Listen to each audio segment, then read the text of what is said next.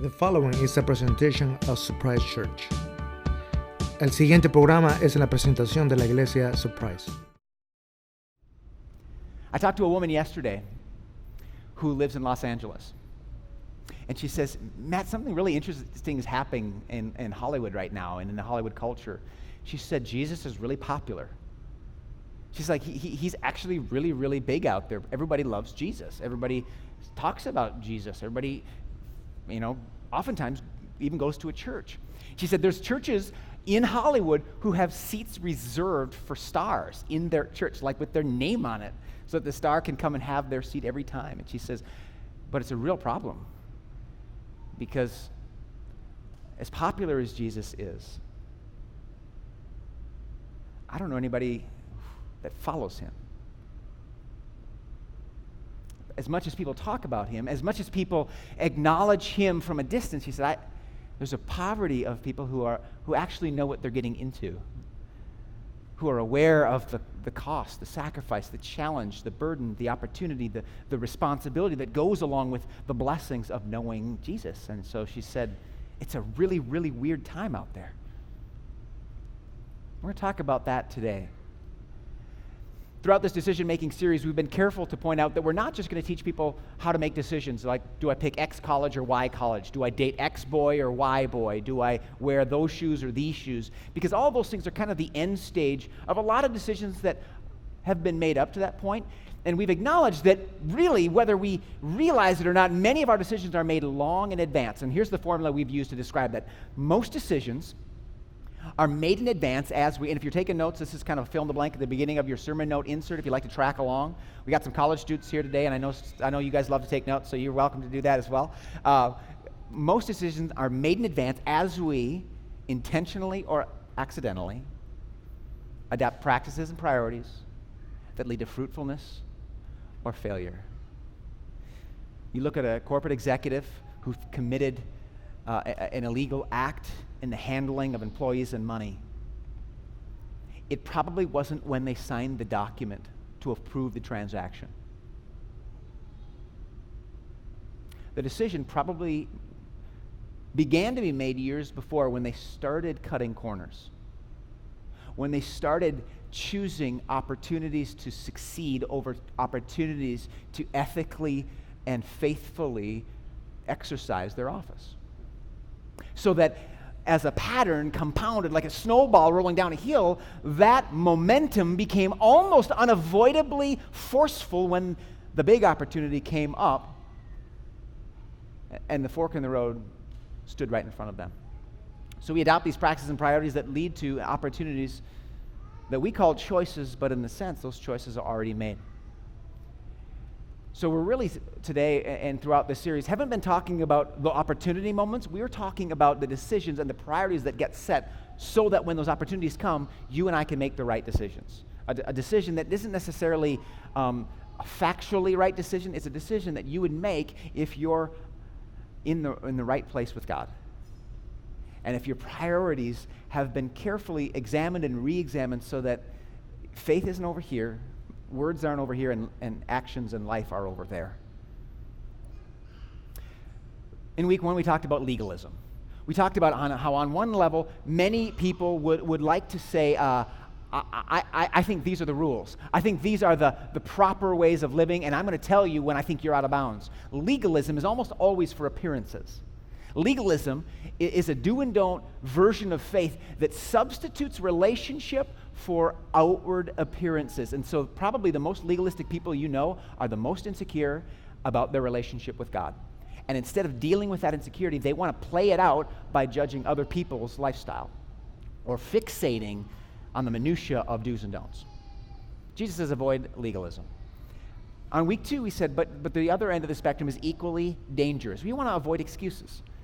So on one hand, we have people who say they're following, but totally misunderstand following into do's and don'ts and outward appearances. On the other hand, Jesus, as we continued in Luke 14, talked about people who basically just don't care about following at all and make excuses that are ridiculous excuses as we looked at them, but they reflect a life with priorities that are completely whacked out.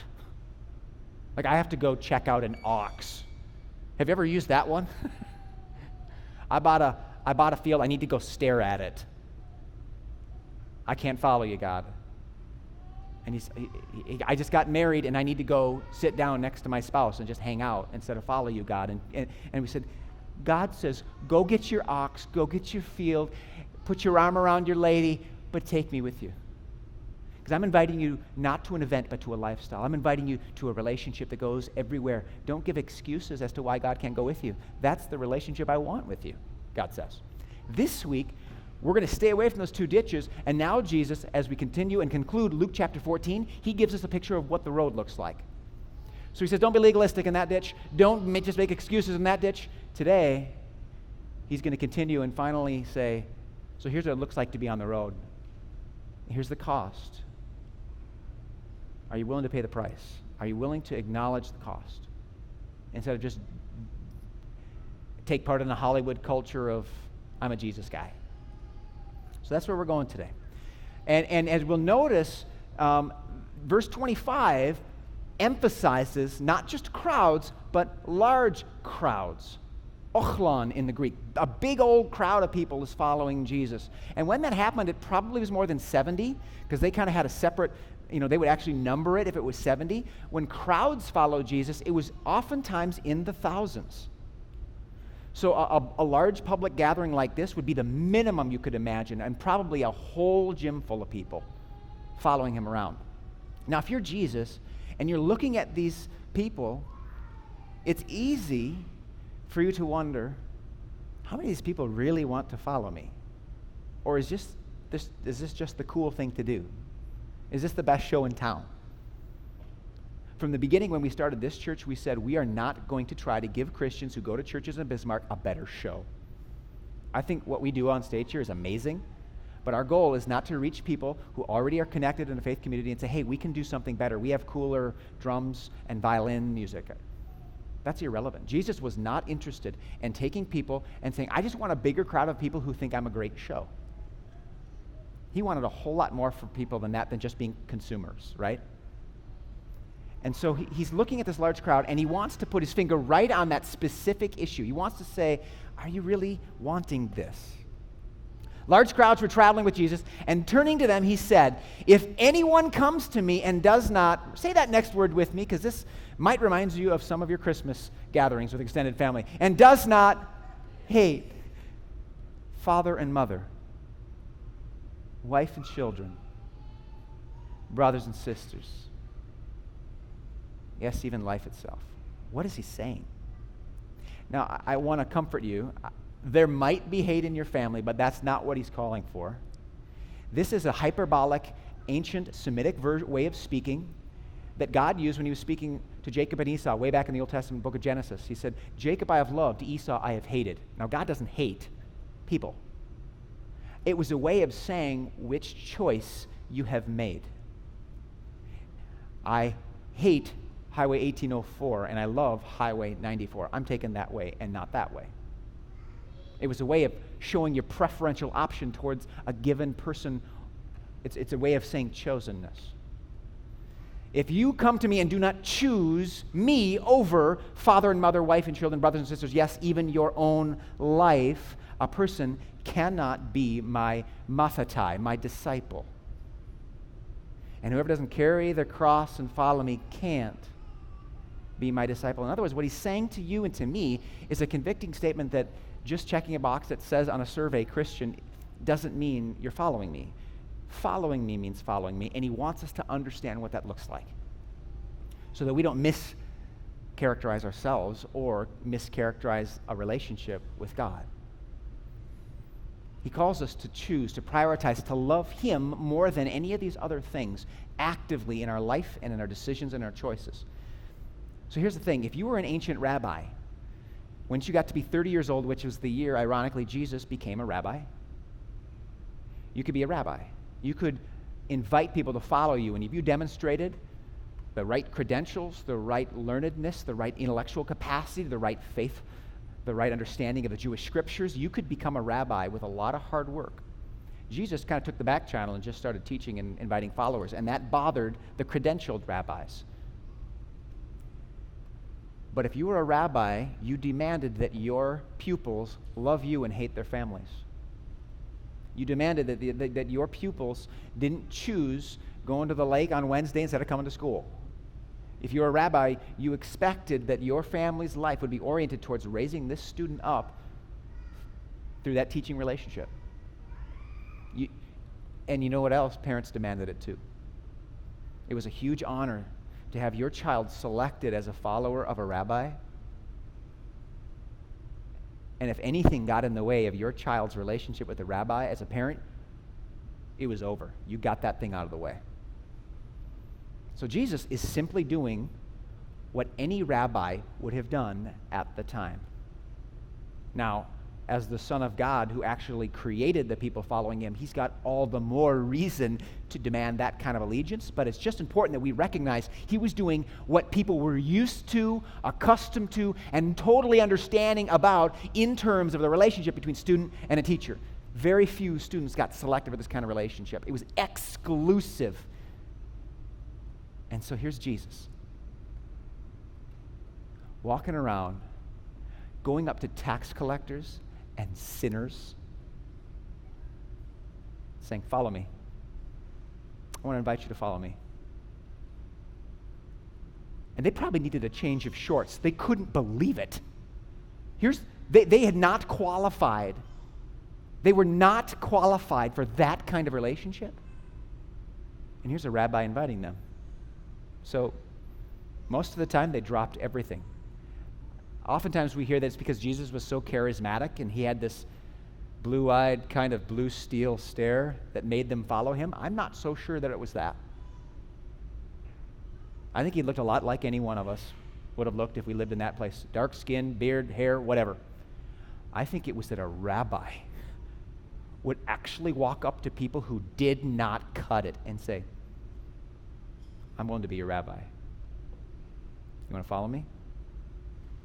Well, word got out about this rabbi, and people were jacked up. They wanted to be with a rabbi like that, especially when they heard about the things he was doing that were incredible and miraculous. And so people started following the rabbi. It became a fad. He became an overnight celebrity. And so then we have a different problem. Now we've eliminated the problem of rabbis being exclusive, where only the cool people get in and the movie stars get their seats. And now it's all of a sudden anybody can come. And so what does it actually mean to be my follower? Jesus was required to spell this out. Otherwise, he was just going to have an endless sea of people following at a distance, but not really changing the world, and certainly not being changed themselves.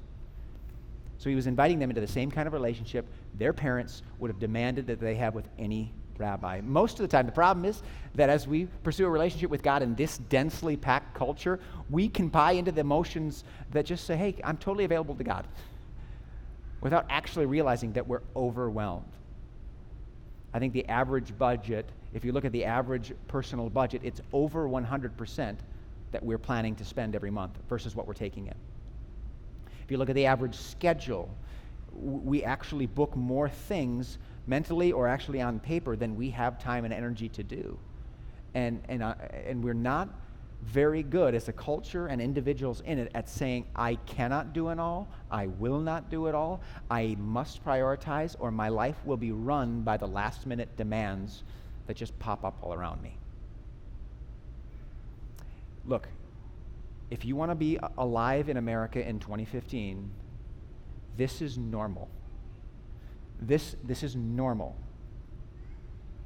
It's not healthy. It's not impactful. It's not good for your family.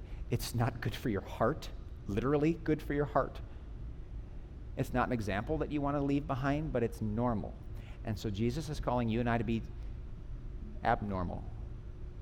This is cultural. He's calling you and I to be counter-cultural.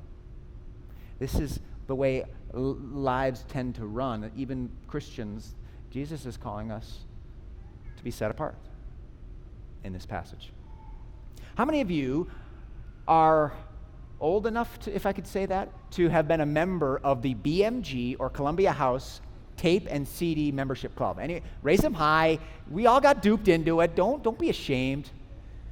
So the picture on the left is you younger folks don't realize what these things are. They're kind of coming back. They're called 8-tracks and records. They have music on them. They go, okay, you get it. So evidently, you could get 13 records or 8 tracks for $1. Now, I don't know if you can read that fine print next to it. Yeah, can you read that? I can't. You actually have to click and expand the picture and then get an artistic effect to make the font more clear to be able to read it. Anybody know what it says? All you need to do is buy 13 more at regular full club prices, which was like $20 a record or a CD or a tape. So at the end, you weren't getting a great deal if you read the fine print. And I knew many, many friends who eventually started getting letters from collection agencies saying, you signed on to this deal. You're in. It's time to start buying CDs you don't want. Let's go. At full price. Well, evidently the deal got better because you could buy CDs or cassettes for only a cent. They made it even more attractive as technology improved. So you could get 12 cassettes, and I had a whole set. I had Skid Row, Guns N' Roses, Trickster, Allison Cooper, Stevie Vai. I had a whole set of music I could not wait to listen to, and I only paid a penny. I thought I was cheating the world. I sat down in my room and I memorized MC Hammer, Can't Touch This. I still know the lyrics. Band, come up here, let's do this. Just kidding. And then I got the next letter saying, so what are you going to buy now? And I realized that that wasn't such a great deal. Here's the thing. Jesus Christ hates fine print. He hates it. He doesn't play that way. He does not want us to get into a relationship and then say, oh, by the way, I should have told you, you got to buy 10 more CDs for $30 each. He doesn't want someone to abandon everything, follow him, and then only later learn, oh, by the way, he actually wants to transform my whole life, to use every corner of my life, to redeem, forgive, bless every piece of who I am, body, mind, and soul, and not piecemeal me out into the church me and the school me and the work me and the weekend me. He wants me. And because he is so committed to rejecting fine print, he can't continue with this crowd following him without saying things that he knows is going to turn many of them away. I could tell jokes for 25 minutes. I could do little dances. I could send you out happy. But that's not my job. It's not just we're not just going to sing our favorite songs and talk about fun things and then go home happy.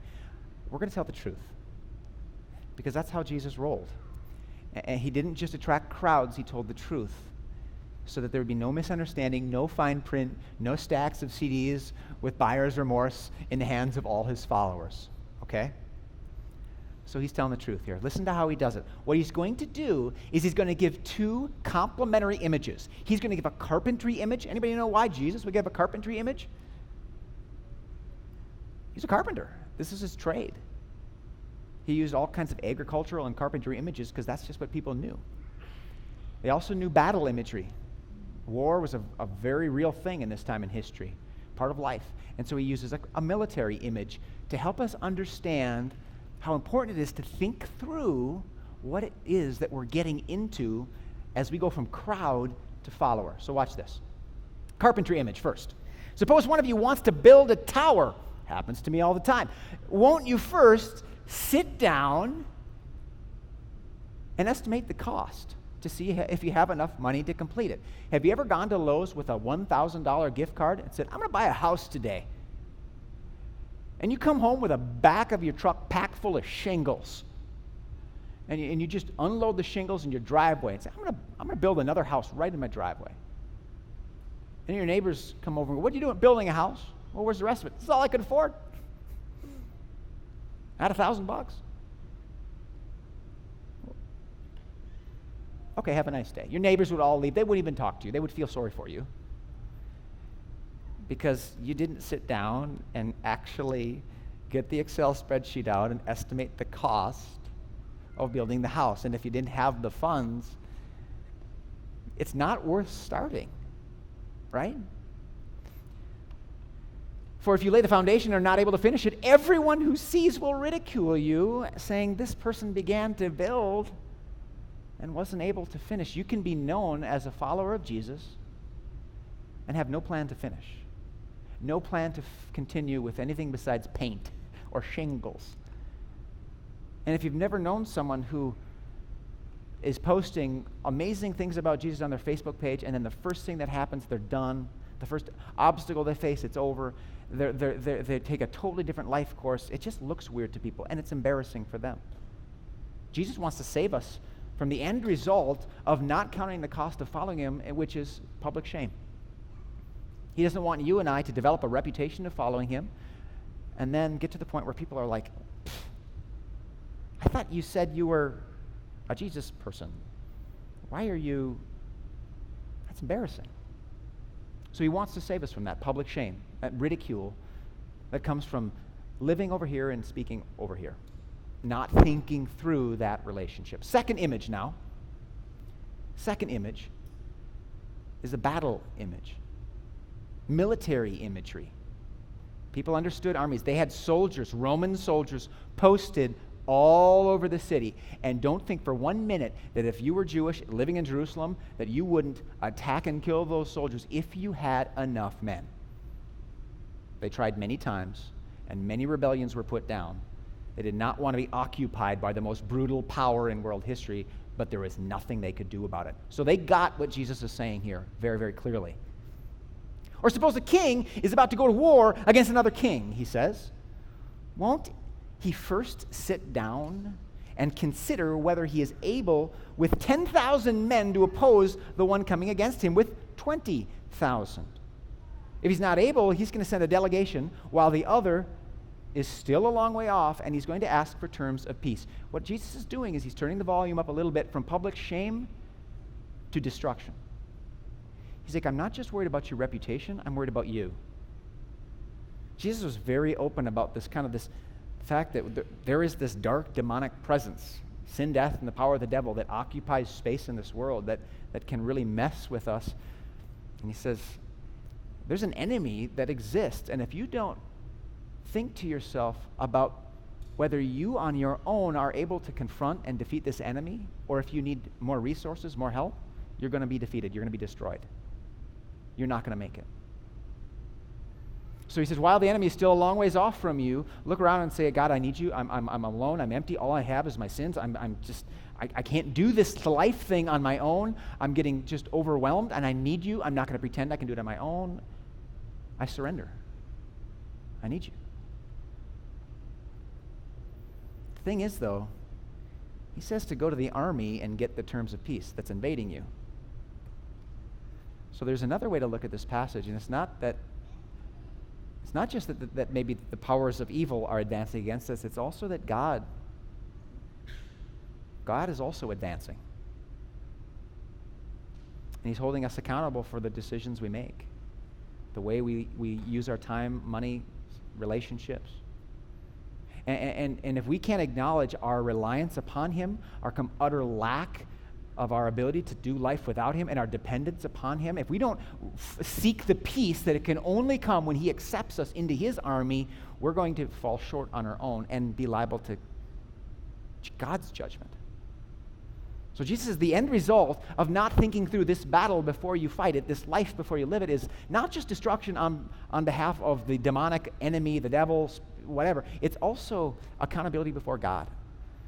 God will hold you accountable with judgment, Jesus says. And so I can imagine that if there was beach balls and frisbees being flown around the crowd before this, they probably all stopped them.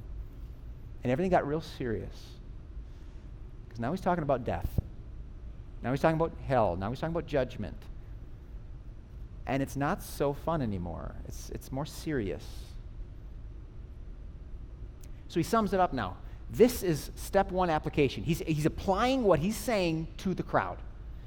He's speaking to the thousands of people that heard these two images, and he's summing it all up. So he's saying, in the same way, in other words, taking all that and applying it to you, the crowd, those of you who do not give up everything you have cannot be my disciples. Those of you who do not give up everything you have cannot be my disciples. This is Jesus talking to you and to me.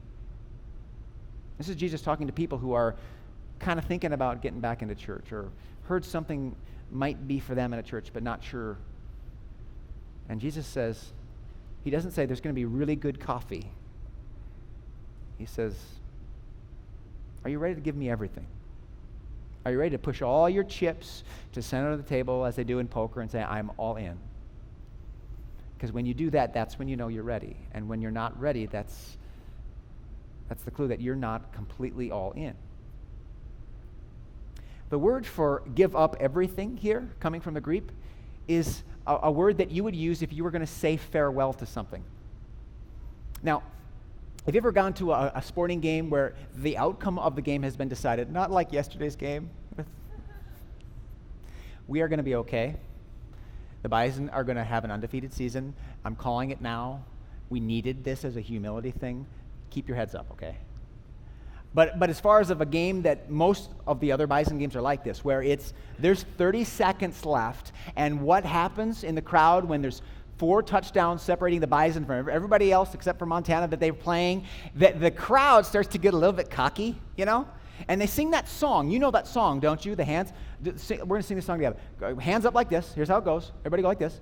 And the song goes, and you know this song. Don't act like you don't. It goes, na, na, na, na. Come on. Na, na, na, na. Hey, hey, goodbye. Hey, you know the song, right? You've been to a game where either you've been in that crowd or the crowd on the other team has done it to you, and it means the outcome has decided it's over, and we know it, and we're going to make you hurt as you leave a loser. Jesus says, if you want to follow me, I want you to turn to the crowd.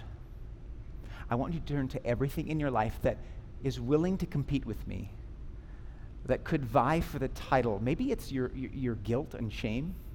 Maybe it's a tragedy that you face that just is running your life and ruining your life. And maybe it's a burden. Maybe it's pride. Maybe it's a sin that you just can't accept forgiveness for. Maybe it's a misplaced priority so that you have committed to everything except the most important thing. Whatever it is, Jesus says to turn to that thing and say, na, na, na, na, na, na, na, na. Hey, hey, goodbye. You might be a part of my life, but you're not running my life. You might be on the calendar, but you don't run my calendar. You might be a part of my budget, but you don't set my budget. You may require some of my energy and attention, but you do not demand how I prioritize my energy and attention because I've said yes to following Jesus Christ. I have said farewell to every other option of things that could be in the driver's seat of my life. And for the first time, I actually feel free. When before I was a slave to stuff that didn't matter.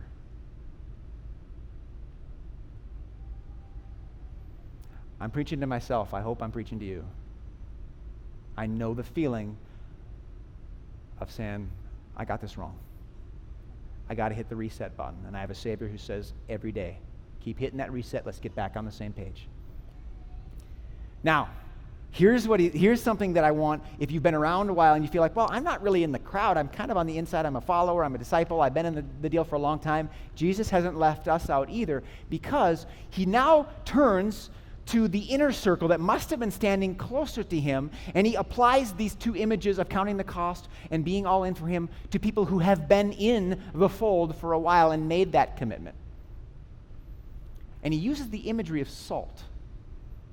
He says salt is good, but if salt loses its saltiness, how can it be made salty again? For it's neither fit for the soil nor for the manure pile. It is thrown out. Whoever has ears, let him hear. Now, if you go down to the Dead Sea, this is what you might see on the shores of the Dead Sea. Anybody ever been there and floated in the Dead Sea? Evidently, you're so buoyant that with all the salt that you just float. You can read a newspaper floating in the Dead Sea. You could go to the shore of the Dead Sea and collect salt deposits. And they would use those in cooking and in seasoning food and in preserving meat. They'd also use them in fertilizing the ground. Problems arose, however, when people would go and collect what they thought was salt, but was actually salt mingled with a bunch of other minerals that would collect on the watery margins of the Dead Sea. And so you would take this salt and put it in your food, and it would just taste like dirt. You take this food and you try to preserve meat with it, and the meat would be rotten. You take that salt and you try to fertilize the ground with it, and your plants would die. And so they thought, well, it must have lost its saltiness. Well, we know that it didn't lose. Salt can't lose its saltiness. It just gets commingled with so many other minerals that it no longer has the identification of salt. Jesus looks at his followers in Matthew 5 and says, "You are the salt of the earth." I want you to flavor this planet. I want you to season this world with my goodness. I want you to preserve. I want you to fertilize. I want you to help things grow, help people change, make a difference. I want you to be salt. And if you are commingled with too many things, if your life is offset with too many competing priorities, you're going to be like plants that were grown up and choked by thorns, as he says in Mark 4. You're going to be a pile of dirt. He said, you're not even going to be good for the manure pile, he says. So to his insiders, he said, I know maybe you once counted the cost, and maybe you're now on the inside, but he says, do not lose your saltiness. You always have to keep your boundaries up and your antenna up for competing priorities that can turn you off the course that you know is the course God has for your life. Don't lose your saltiness. Because that's what happened in the 1930s in Nazi Germany. After World War I, Germany's enemies imposed harsh sanctions, reparations upon Germany to the extent that inflation was off the charts and poverty was horrific. This was a third world nation. And as they tried to recover in that part of the world at this time in history, there was a huge power vacuum into which a man named Adolf Hitler stepped.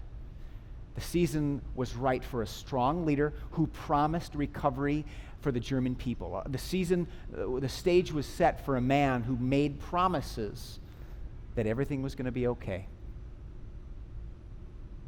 And then one fateful night in June of 1934, Hitler had his left-wing SS military group in what became known as Night of the Long Knives, Operation Hummingbird. He sent his SS out to murder in cold blood 85 political opponents and arrest 1,000 more. And for some reason after that day, nobody tended to disagree with Adolf Hitler. No one challenged him. No one stood in his way, which ultimately became his military downfall. Neither did the church. Neither did the believers in Germany. If you were a member of a church in Germany, you may not have just been in your church's youth group, you would have been in Hitler Youth, which is basically atheistic Hitler worship. If you were a church, you had this patriotic impulse, you wanted your nation to be strong and great, you wanted a strong leader. Of course, every church wants a healthy, strong, viable nation, but the churches in Germany turned a blind eye to genocide, to euthanasia, and to horrific dictatorial acts that nobody who knows Jesus could ever condone. But for them, it was perfectly acceptable to say, I am following Jesus, and turn a blind eye to genocide because of the decisions that they made throughout a desperate time that led to that just being a part of life. Many Lutheran churches at this time in history were just seen as friendly to a tyrannical state. Many Christian churches just stepped aside and nodded their heads. But there was one man named Dietrich Bonhoeffer who actually believed that when Jesus called him to give up everything and tell the truth and follow him with his heart, soul, strength, and mind, and love him above everything else, that God actually meant it. And that actually changed how you live. So that when the crowd around you extended their forearm and cried out, Heil Hitler, which means salvation from Hitler, he couldn't go with the crowd. because he was salt. So it happened in April of 1943. Dietrich Bonhoeffer was arrested. 2 years later, he was executed, in part because he participated as a Lutheran pastor in Nazi Germany. He participated in a plot to assassinate Adolf Hitler. When the rest of his contemporaries cried out salvation for Hitler, Dietrich Bonhoeffer was stuck with a moral dilemma. Do I raise my hands, or do I try to stop a man who's murdering millions of people? I can't just take Jesus' words and hear them from a distance. He said, I have to, and he struggled with this through large novels of ethical texts that he wrote. He was a brilliant man. I just can't follow him unless I try to stop Adolf Hitler. I must act on the concrete words of Jesus. He wrote one of his famous books called The Cost of Discipleship, in which he challenged Christians to see what Jesus was saying in Luke 14 as pointing to his costly grace, as opposed to his cheap grace. See, cheap grace is God loves you, do what you want. Costly grace is something different. Listen to what he says. Such grace is costly because it calls us to follow, and it's grace because it calls us to follow Jesus Christ. It's costly because it costs a man his life, and it's grace because it gives a man the only true life. It's costly because it condemns sin, and it's grace because it justifies the sinner. Above all, it's costly because it cost God the life of his Son.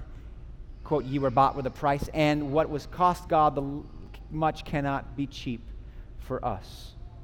Above all, it's grace because God did not reckon his Son too dear a price to pay for our life, but delivered him up for us. Costly grace is the incarnation of God. In other words, in a moment or two, we're going to be singing a song called Jesus Paid It All. We have a God who didn't hold back his blood from us, his only Son from us. And that's the relationship he wants with us on one end. What does the other end look like? Complete receptivity to that kind of lifestyle. That's costly grace. So, closing with the question, have I counted the cost? Maybe you have seen yourself for years as a person who's maybe on the outside of what we might think of as the church or the kingdom or the family of God or whatever term you want to call it, Christianity. I think today God is inviting you, with the rest of us, to count the cost. Many of us are here because we want more and we want to follow him, but we do ourselves a disservice if we don't take a moment, as Jesus said, sit down and think it through. Do I have what I need? Am I in a group with people who can pray for me? Do I have a mentor, accountability partner, a prayer partner? Am I serving with people who can just be infectious with their faith? Or am I still salt? If I've been doing this for a while, listen to something that I think haunts the decades since he wrote it. He says, so many people come to church. This is Dietrich Bonhoeffer in The Cost of Discipleship. So many people come to church with a genuine desire to hear what we have to say. Yet they are always going back home with the uncomfortable feeling that we are making it too difficult for them.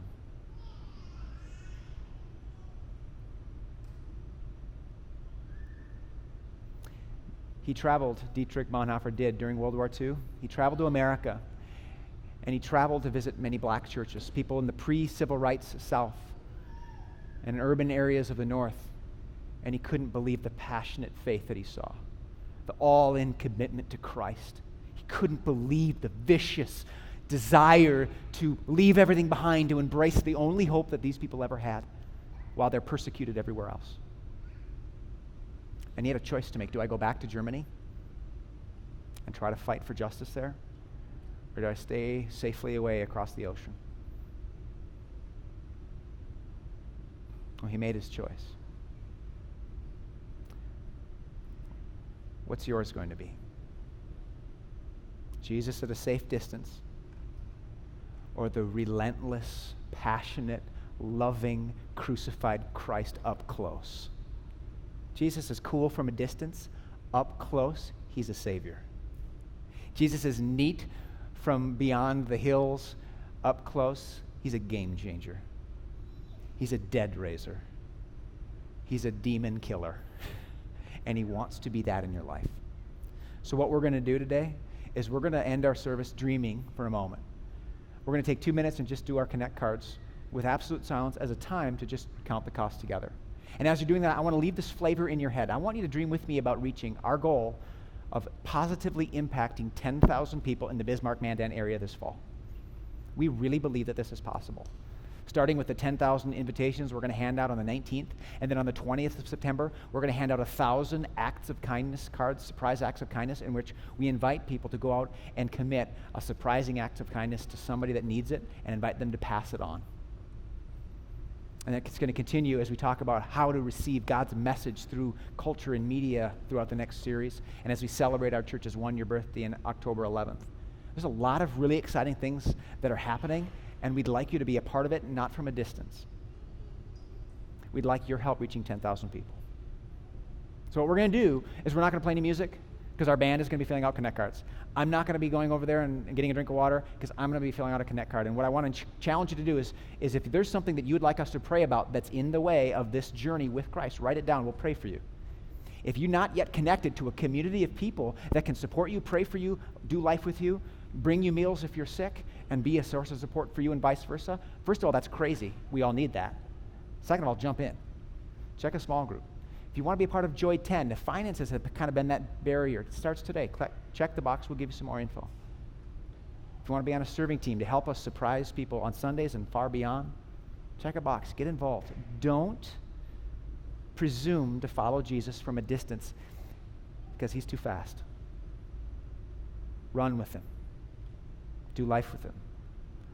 Be a part of that crew that goes out as salt and changes the world. Let's take 2 minutes and count the cost together.